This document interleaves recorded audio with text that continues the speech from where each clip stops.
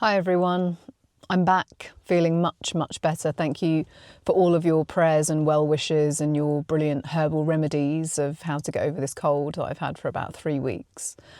So yes, now I'm feeling much better, and I was so excited yesterday because the weather was absolutely amazing, and I thought this is a sign I'm going to go out and I'm going to record a video. Unfortunately, it did not go as I planned. But I am going to intersperse some of the video and photos that I took from yesterday because it was one of those rare days. No wind, perfect for recording videos, but it was just a catalogue of disasters.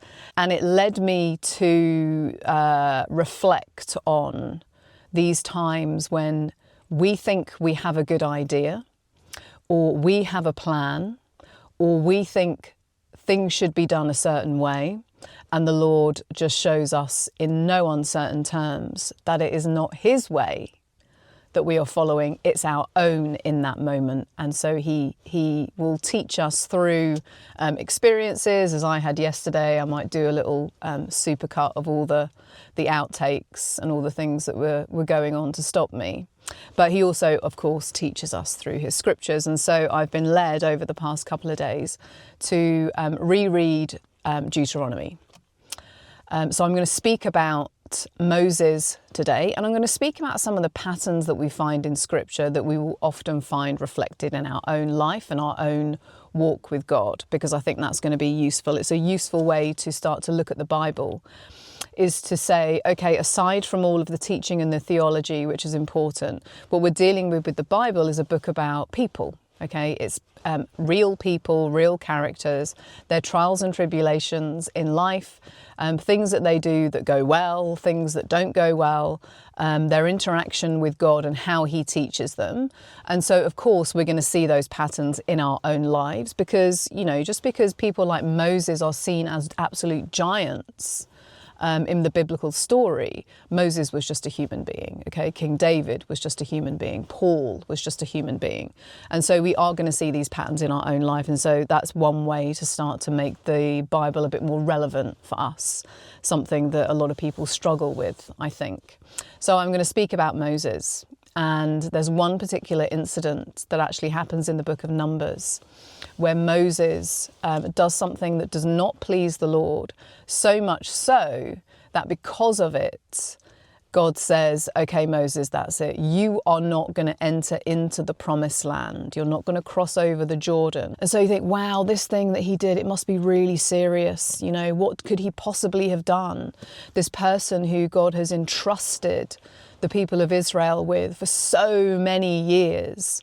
What could he possibly have done to anger the Lord so much? So I want to read the incident in the book of Numbers, and then I want to talk to you about how I see that relating to my particular situation at the moment. But I think you will also get something out of this as well. One of the comments from the last video, there were lots and lots of lovely, very encouraging comments, as there normally are. And then, of course, there are going to be people who don't like what I'm doing, don't agree with me, mishear what I'm saying. You know, that's par for the course. I'm not really that worried about what people say in the comments so much. But there was one that stood out, and it was from a gentleman, and he said, yet another prophet, which I get. Okay, I do understand, because I am and have been observing Christian YouTube for a number of years now. There has been an explosion of prophets, lots of them sitting in their cars, giving words from the Lord. And so the previous video, I was sharing a word that had been given to me by the Lord, which was basically the whole of Romans 8. And I thought that would probably offer comfort to some people out there. And so I do understand that sentiment of there's just a bunch of people out there and they're just kind of saying that they're giving words from the Lord and being prophets in the way that people understand prophets today. And so I just wanted to kind of say, A, that's not what I'm doing. But B, on the flip side of that, we can all hear from the Lord. When we get into kind of chapter 2 of the book of Acts, where Peter is giving his speech at Pentecost, he's quoting from the prophet Joel in the Old Testament, again, chapter 2, where God is speaking through Joel and saying, yeah, I'm going to be pouring out my spirit, okay, on all flesh, and your sons and daughters will prophesy. Peter in his speech is saying, okay, yeah, this is now. Okay, this is the new covenant. This is the new thing that God is doing. He's pouring out his spirit on his people. We have the Spirit of God living within us. Okay, so of course we can hear from God if we're going to put the time in to have a relationship with him, if we're going to put the time in to actually abide in his word as Jesus instructed us to do. We are of course going to be led by him. God speaks from the beginning of the Bible to the end. I've said this before. A.W. Tozer says in his book, The Pursuit of God, that God is continually articulate. Okay, he's just speaking continually, and it's up to us to learn how to hear him. And so one of the analogies that comes to mind is just this idea of kind of Wi-Fi. I don't really like to use technological analogies, but this is one that I think works quite well. You have the Wi-Fi, okay? It's invisible. We all know it's there, but we can't see it. We can see the effect of it when we put the password in to access the particular Wi-Fi that we want to access, and then we get all the information or websites or whatever we're looking for. So that's kind of like it is when you're dealing with God. Of course, God is invisible, but a lot of the most important things in the world are invisible. When we're interacting with human beings, yeah, we have a body and we can see each other, but the thing that we're interacting with, or the things that we are interacting with, are invisible, okay? Our invisible speech and words that comes out of our mouths, our invisible thoughts that we can't see, our invisible feelings that we can't see or perceive in that kind of way. And so just because we can't, touch Jesus like the disciples did, that we can't interact with him in a physical sense, it doesn't mean that he can't communicate with us. Mind to mind, heart to heart, speech to speech. It's quite rare that there will be a kind of, very rare, I would say, that there is an audible sound of God's voice. It's going to be very much in your own mind. And so this is where discernment comes in. We need to learn how to test the spirits. We need to learn what are our own thoughts and what are these thoughts and instructions or inspiration from God. So the Holy Spirit is there to teach us, but also to inspire us.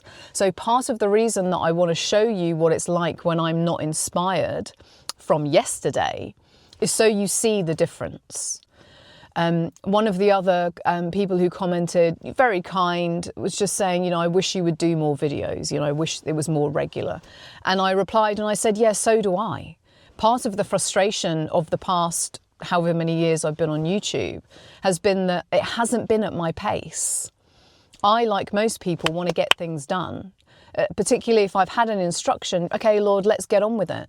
But this whole period has been about training, mainly of my character. This is what he works on first, right? Our characters, can I handle it when suddenly people are watching these videos? Can I steward it well? Do I know the difference between when God is wanting to say something through me because he's instructed me through his word, or when I just think it's a good day to do a video, which is what it was yesterday? The sun was out, today's the day, I've got a bunch of stuff that I want to talk about all the time, and there was just no flow. I've got these little post-it notes in my Bible from the time when I thought it would be a good idea to do a video about the parables and why Jesus spoke in parables and why he's not clear a lot of the time. You would think that God incarnate would be coming down and just being super clear about everything that he was saying, and he wasn't. And so I got my kind of post-it notes out and I got my little verses. Have I been able to do that video? No. For whatever reason, that's not what the Lord was leading me to speak about, certainly today. So that's just to kind of give you a bit of an insight of how I interact with the Lord, to help you, because it's a similar pattern that you see in the Bible. There are lots of times when God is either dealing with the Israelites or Moses, or Jesus is dealing with his apostles, or the Holy Spirit is leading them in the book of Acts, when, you know, they want to do something and it's like, no, that's not the time for that. Or they don't want to do something. They don't think that they can win this particular battle. And God is saying, it doesn't matter what you think because you're not doing it anyway. I'm doing it. You need to trust in me. So that principle that is a biblical principle from the Old Testament to the New is also going to be working within our own lives. And so I'm going to speak about this story in Numbers, and I'm going to relate it to something that the Lord was saying to me about my specific life and my specific situation at the moment. So, Numbers chapter 20. So we're at the point in the story, kind of nearing the end of this wilderness period that the Israelites have been in, where yet again they're at the point where there's no water. Okay, so God has been providing for them food-wise, whether it's manna and water along the way, and he's been training these people who he's taken out of Israel, who are constantly grumbling, to rely on him. And so we get to this point where yet again there is no water, and yet again the Israelites are complaining. So I'll go from verse 3, so chapter 20, verse 3. And the people quarrelled with Moses and said, "Would that we had perished when our brothers perished before the Lord. Why have you brought the assembly of the Lord into this wilderness, that we should die here, both we and our cattle? And why have you made us come up out of Egypt to bring us to this evil place? It is no place for grain, or figs, or vines, or pomegranates, and there is no water to drink." Then Moses and Aaron went from the presence of the assembly to the entrance of the tent of meeting and fell on their faces. And the glory of the Lord appeared to them. And the Lord spoke to Moses, saying, "Take the staff and assemble the congregation, you and Aaron your brother, and tell the rock before their eyes to yield its water. So you shall bring water out of the rock for them, and give drink to the congregation and their cattle." And Moses took the staff from before the Lord, as he commanded him. Verse 10. Then Moses and Aaron gathered the assembly together before the rock, and he said to them, "Hear now, you rebels. Shall we bring water for you out of this rock?" And Moses lifted up his hand and struck the rock with his staff twice. And water came out abundantly, and the congregation drank and their livestock. And the Lord said to Moses and Aaron, "Because you did not believe in me, to uphold me as holy in the eyes of the people of Israel, therefore you shall not bring this assembly into the land that I have given them. These are the waters of Meribah, where the people of Israel quarrelled with the Lord, and through them he showed himself holy." So I remember reading this story originally in the book of Numbers and thinking, what happened there? Something totally bypassed me. So when you get into Deuteronomy, the kind of second telling of the law, it's a summary book in many ways of Exodus through Numbers. And then when we're told about Moses' death at the end of Deuteronomy in chapter 32, God saying to him, "And die on the mountain which you go up, and be gathered to your people, as Aaron your brother died in Mount Hor and was gathered to his people, because you broke faith with me in the midst of the people of Israel, at the waters of Meribah." So when you go back to the story in Numbers, you're like, why did they break faith with him? Why is God so angry with Moses and Aaron, these people that have carried these people through the wilderness? Why are they not allowed into the land? So as with a lot of these Bible stories, when we're first reading through them on a surface level, we're going to miss a bunch of this stuff, okay? Because it's so subtle. And often these tests that the Lord gives us become more subtle over time. God makes it very clear from Exodus all the way through Deuteronomy that what he requires is for people to follow his commandments. Okay. Follow my commandments, walk with me, hold fast to me, walk in my ways, don't follow other gods. Repeated over and over and over and over again in the book of Deuteronomy, which is the summary of the law. So you're thinking, well, Moses has done this. In fact, Moses is giving the law and the commandments to people. He is constantly turning to God, as he did in this story in Numbers, because he knows that God can provide the water. But what happens is that God asks Moses to speak to the rock. And Moses does two things. First of all, he strikes it with the staff. That's not what God asked him to do. Second of all, he says to the people, shall we bring forth water? Okay, taking it upon himself. Moses, provide this water to you with this staff, which they all know is powerful because he's been using it since they escaped Egypt to part the Red Sea and everything else. But everything that he's done is God working through him.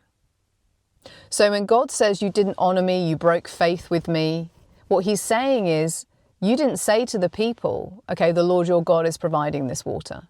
And you didn't do it in the way that I asked you to do. I asked you to speak. I asked you to command it. I didn't ask you to strike the rock. And so at this point in Moses' walk with the Lord, he should know how specific God can be when he's giving instructions. And he knows that not only he, but also the Israelites, some of whom have died and been killed by God for not following his instructions, that they need to really, truly listen to what the Lord is leading them to do specifically. The other interesting thing about this whole speech instead of striking is that when God calls Moses to take the Israelites out of Egypt, they have this really quite long interaction where God is telling him what he wants him to do. And Moses is basically saying, no, I don't want to do it. And the reason he doesn't want to do it, or one of the excuses that he gives over and over, is I'm not a good speaker. People aren't going to listen to me because I'm not a good speaker. And then at the end of this exchange, God relents and says, okay, even though I'm going to be with you, I'm also going to send with you Aaron. And I'm going to speak to you, Moses, and you, Moses, are going to speak to Aaron, and Aaron is going to speak to the people. That's how much Moses didn't want to speak. And so here we have one of these final stories where God is going to bring a miracle to save these grumbling people by giving them water. And he asks Moses to speak. And Moses doesn't do it. So this whole arc of this journey of Moses from the inception point, God saying, speak for me, Moses. And Moses is just like, no, I can't do that. He'll take the power. He'll take the staff and do all kinds of things with the staff, but he doesn't want to speak. And so his failure is that he's done the same thing again. God has asked him to speak, and instead he's used the staff because that's the way that he's comfortable doing things. That's the way he's kind of always done things. And God has given him a new instruction, or really the same instruction that he gave him in the beginning, and he refuses to do it. And so that's it. He doesn't go into the promised land. And that whole story is so applicable to us. So I'm going to try and apply it to me, and maybe this is going to make you understand. Certainly now I understand why he led me to read Deuteronomy again.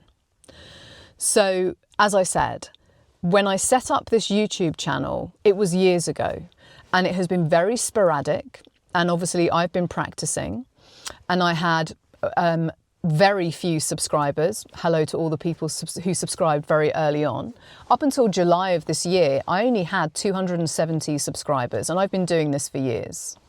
The average view count was about 300 views on each video. And I got to July of this year, and the whole of the beginning of this year was incredibly difficult in a personal sense. And I had really got to the end of my energy. This YouTube thing wasn't working in my eyes. And I said to the Lord, I'm just going to shut it down, because I think if I set up a new channel, I might get a bit of a boost from the algorithm. At that point, I hadn't posted any videos for 9 months. which is why I thought it'd be better to shut it down and start again. I did one more video, and that video was the institutional churches video. I put it up and I forgot about it, as I always do. I just walk away. That was the video that ignited. That video now has 125,000 views. So from nothing, from literally kind of death, I hadn't posted anything for 9 months. I've only got a few hundred subscribers. I only get a few hundred views on each video. I'm at the end of my tether. Okay, I really don't have any energy left. That was the video that God ignited. Okay. So then I have a whole new set of challenges, from going from obscurity to having no interaction with people to suddenly having lots of people contacting me. I had to learn how to steward that. But it was getting to the point where I was becoming more and more weary. And I'm like, "What, Lord, what is going on? What do you want me to do?" And it's just exactly the same as Moses. Do the thing that I asked you to do. I asked you to set up a YouTube channel. I asked you to do some videos. That's what I've asked you to do. The verse that came out the other day from Deuteronomy that I read, you had turned aside quickly from the way that the Lord commanded you. Deuteronomy 9:16. That was an admonishment for me. Not a criticism, not a condemnation, nothing like that. An admonishment. You've turned away from what I originally asked you to do. And with me, he keeps it really simple. Do these videos. And so when my experience then gave these stories a deeper meaning and vice versa. They connect, okay? This isn't to kind of compare myself to Moses or prophets or people in the Bible that people hold in high esteem. That's not what I'm trying to do. What I'm saying is these are people who have relationships with God, as do we, and their experiences are going to mirror our experiences with the Lord if we're actually paying attention. And so the moral of the story for all of us is this. If you've been given an instruction from the Lord, okay, and normally it's simple. When Jesus is speaking to his disciples and he's sending them out, the Great Commission, he's like, go to all nations and make disciples, okay? Baptize them in the name of the Father and the Son and the Holy Spirit. These are simple instructions. They already have the teaching. This is the thing. They've already been taught by him for however many years. He's opened the scriptures to them. But the instructions are very simple. They don't need to waver. They don't need to doubt. They don't need to second guess. They don't need to ask a lot of different people, is this the right way to go? Is that the right way to go? Because they are so close to the Lord. So if he's given you a simple instruction, stick to it. Stick to it. If you're going to get into your own promised land, in other words, the place where God is leading you specifically, then you're going to need to be close to him and you're going to need to hear what he's saying to you specifically, which is part of the problem when you have all of these prophets who are giving words about things that are supposed to be happening in your life. Now, they may very well be hearing from the Lord, as I was, and feel like they need to kind of, or want to share it, as I did. But a lot of them are putting out 2, 3, 4 videos a week, giving these words to people that are incredibly general and can be encouraging, but a lot of them aren't going to be for you. So this is why we need to be in the Word, abiding in the Word, getting our journal out, sitting quietly, having some solitude, learning to hear how God is speaking to us specifically, because we're all going to have these moments where we strike the rock instead of speaking. It's happened to me multiple times, okay, because we are people who have free will and we think we know what we're doing and we think we have a plan, but often those plans are not God's plans. His ways are higher. If he had told me years ago, you're going to set up a YouTube channel and you're going to have absolutely no fruit for years, and then all of a sudden you're going to have all of these views and all these people contacting you, I wouldn't really have believed it, Because in my mind, it's like, well, you set something up and you're consistent, and maybe you network with other people and you try and get on other people's podcasts and you set up social media. All kinds of ideas sprung into my head over those years in the wilderness where I had no fruit. But those were my ideas. And I had to wait until I was at the end of myself. This is what I was speaking about in the audio podcast. Why do we ignore the call of God? We want to do it our way. Of course we do. That's how we've lived our whole life. But walking with God is about surrender. Okay, Lord, do it your way. Is it going to take 3 years, 5 years, 10 years? Fine. He's going to show you through the fact that your ways aren't going to work. Which is how he shows it with me. Even yesterday when I wanted to do that video, yeah, it would be a great idea to do a video in the sun, but today's not the day to do the video. And it's just a constant reminder, okay, my ways, not your ways, my ways, not your ways, because he is way more effective and efficient than we are.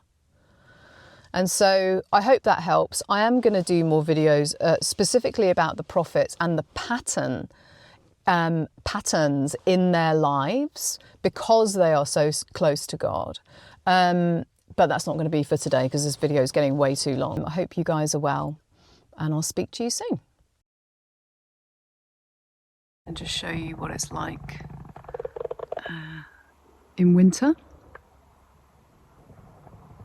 Just wait for this car to go past.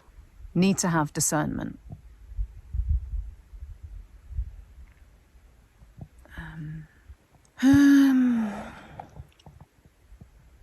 Engaged within a church setting, and also because it's not flowing. We'll see how this goes, but I might actually put some of that first video in because it kind of shows what it's like when there's no flow. Prophesying is something different. He is not... Oh look, there's a deer.